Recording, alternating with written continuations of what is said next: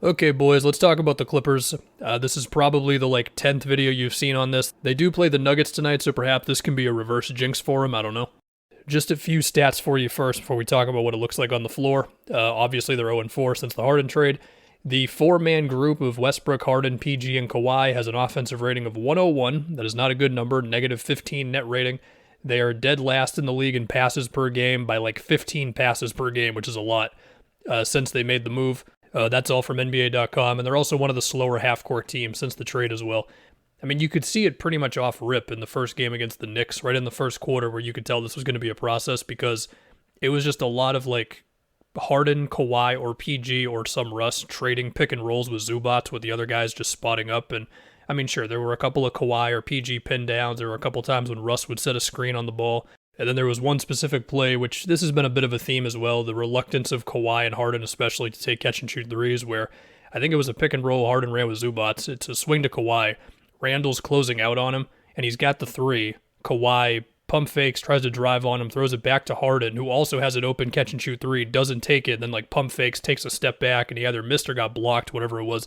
This has happened a few times throughout their four games, but there's other things as well. I do think as the games have gone on, they've been a little more willing to try things out. So in the Grizzlies game they just had, there were more plays where Kawhi was screening for Harden. A couple of them resulted in catch and shoot mid-ranges, which is kind of odd to look at, but okay.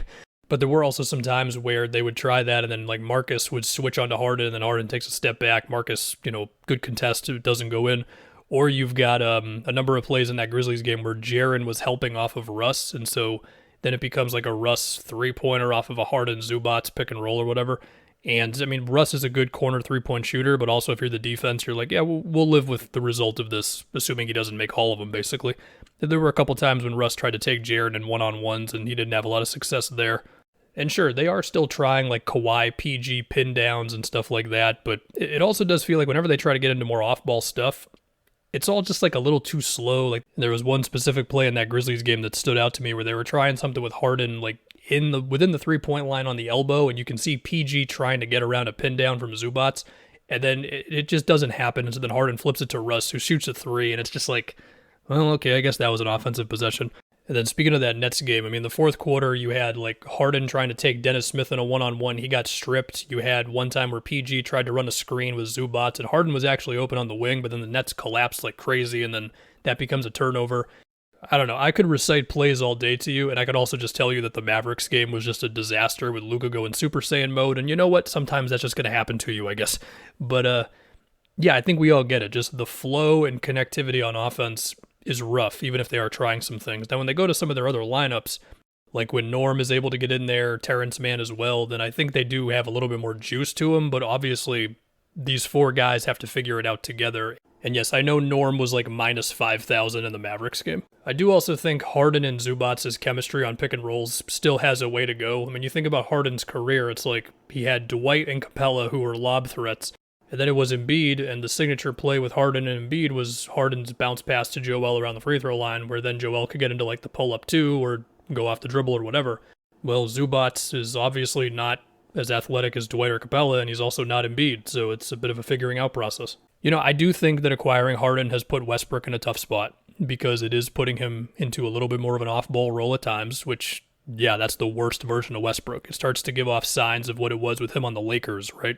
Now, to Russ's credit, I think, he's screening. I do think, in general, he's just a little smarter with some of the shots he attempts as compared to a few years ago.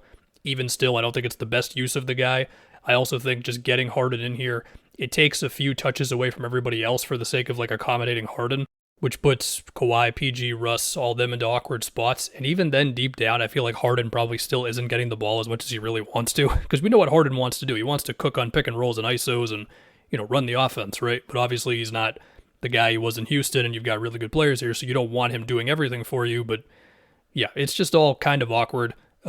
Obviously, Harden is not in the best shape right now. I can't even really think of a consistent stretch of time in these games where he's just beat guys off the bounce or whatever, And then I think the other thing that's happening too is look, they made this trade with the idea of, okay, we're going to lose length in defense between losing Batum and Covington, right? But we're going to gain, hopefully, the potential of our offense being amazing with all these creators and everything. Now, as far as the defense, yes, they did get torched by Luka and the Mavs in that one game. And the other ones, I mean, it's been a decent amount of switching. I think it's been Zoo in either like a high drop or a regular drop, with them still bringing help from the corner, which does leave you susceptible to giving up threes, but if you do it well, it can just put extra bodies in the paint. And then, well, I mean, now they lost Plumlee, so that's going to have to be PJ Tucker, probably some more small ball five. You probably get a little more switchy with him, or potentially have him higher up on screens, aggressive help behind it. We'll see. The loss of Plumlee is definitely going to hurt. I do also wonder if losing Batum and Covington could ask PG and Kawhi to, at times, do more on defense than you really want them to do, given their ages. I mean, obviously, they can both turn back the clock and become amazing for stretches and all that, but given their ages, what they have to do for you on offense, you get what I'm saying.